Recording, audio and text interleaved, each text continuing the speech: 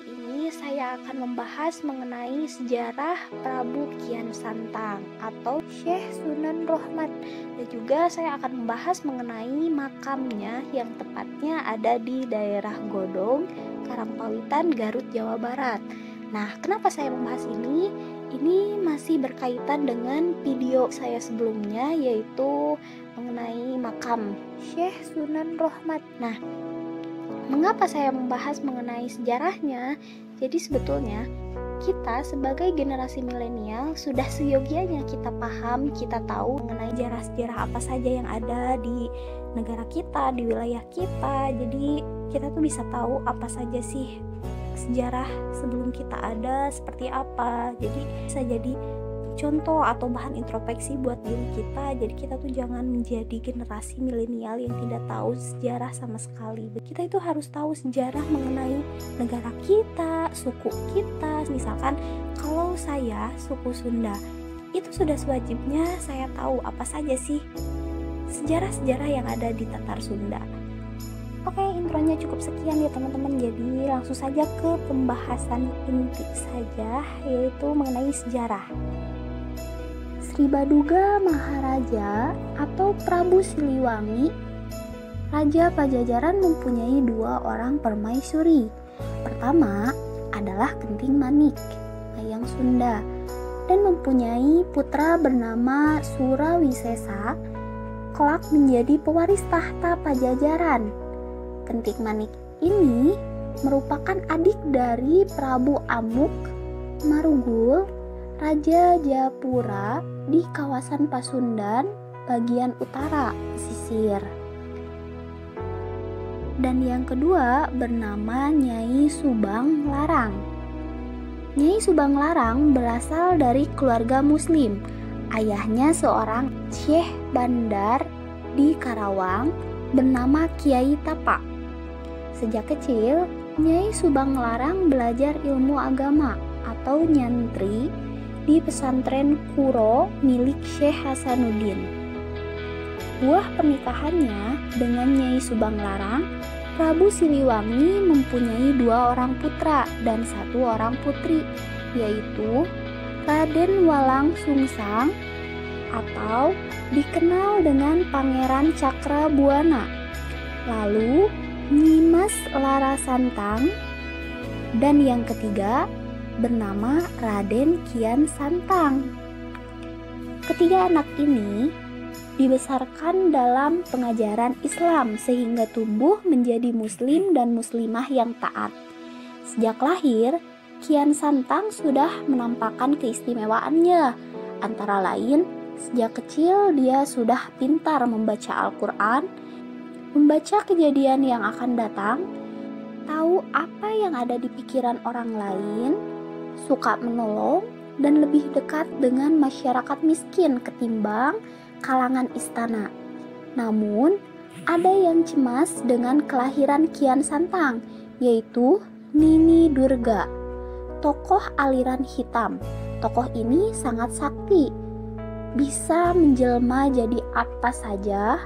Dia juga punya banyak pengikut yang sangat setia, rela melakukan apa saja yang diperintahkan Nini Durga. Lahirnya Kian Santang sudah diramalkan oleh Nini Durga bahwa anak itu kelak bakal menjadi penghalang sepak terjangnya wanita penyihir yang sakti ini, lalu berusaha menyingkirkan Kian Santang dengan berbagai cara. Dengan kesaktiannya, dia menjelma apa saja untuk bisa mendekati Kian Santang kecil. Tapi, usahanya selalu gagal karena Kian Santang sangat cerdik. Di samping bisa membaca pikiran orang, juga banyak akal. Seringkali ayah Kian Santang, Prabu Siliwangi, muncul menolongnya juga dengan menyamar. Syekh Hasanuddin, kakek gurunya, juga kadang-kadang muncul mengajarkan mengaji atau ilmu-ilmu kesaktian lainnya. Seperti itu. Jadi Raden Kian Santang itu anak ketiga dari Nyai Subang Larang. Jadi itu sejarah Raden Kian Santang yang makamnya itu tepatnya ada di daerah Godog, Karangpawitan ya teman-teman. Raden Kian Santang merupakan putra dari Sri Baduga Maharaja Prabu Siliwangi, yaitu seorang raja kerajaan Pajajaran, dan Raden Kian Santang adalah putra ketiga Prabu Siliwangi yang memiliki kesaktian yang luar biasa, dan juga Raden Kian Santang merupakan adik dari Walang Sungsang dan Rara Santang. Ibu Raden Kian Santang yaitu Nyi Subang Larang. Nyi Subang Larang merupakan permaisuri Pajajaran, istri kedua Prabu Siliwangi, ibu Walang Sungsang, ibu Rara Santang, dan juga ibu dari Raden Kian Santang. Baik teman-teman, sekarang saya akan menjelaskan juga silsilah makam Godog ya teman-teman. Nah jadi makam Godog itu adalah sebuah makam yang terletak di lereng Gunung Karacak, tepatnya di Desa Lebak Agung, Kecamatan Karangpawitan, Kabupaten Garut, Jawa Barat. Makam ini dipercaya sebagai makam Prabu Kian Santang, anak Prabu Siliwangi dari Kerajaan Pajajaran. Informasi mengenai keberadaan makam Godog sebagai makam Kian Santang terdapat dalam beberapa naskah Sunda lama, di antaranya Badab Godog, Badab Pasundan, dan Wawacan Prabu Kian Santang Aji. Dalam naskah-naskah tersebut diceritakan bahwa Kian Santang adalah putra Prabu Siliwangi dari Kerajaan Pajajaran. Setelah memeluk Islam di Mekah, namanya berubah menjadi Sunan Rohmat. Karena setelah wafat dimakamkan di Godog, tokoh ini juga disebut Sunan Godog. Kini makam Godog banyak didatangi penziarah.